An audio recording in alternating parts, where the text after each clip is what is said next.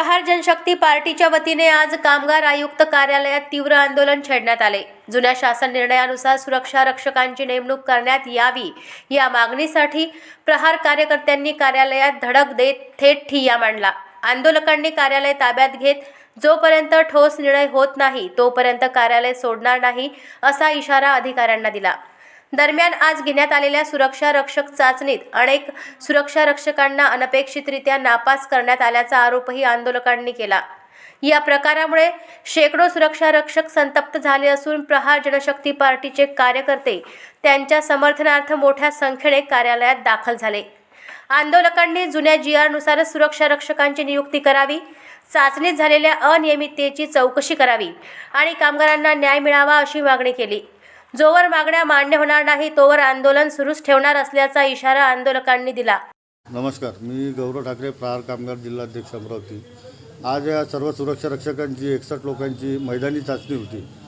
त्यांचा सर्वे झालेला होता। हे खाजगी कॉन्ट्रॅक्टदाराकडे 6000 रुपये महिन्याने काम करत होते। त्यानंतर त्यांना मंडळात समाविष्ट करून घेणे असा एक GR होता।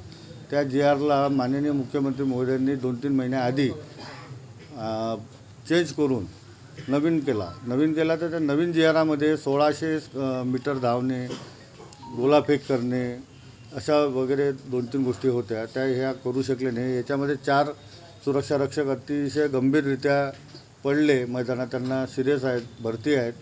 त्यासोबतच आता आम्ही कामगार आयुक्त मॅडम यांच्याशी चर्चा केली।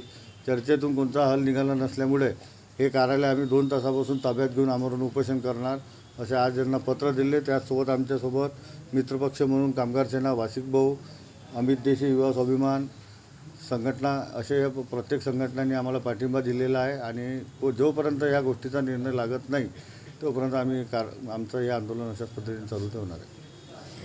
अशाच महत्त्वपूर्ण बातम्यांच्या अपडेटसाठी अजिंक्य भारत न्यूजच्या पेजला फॉलो करा आणि सबस्क्राईब करा।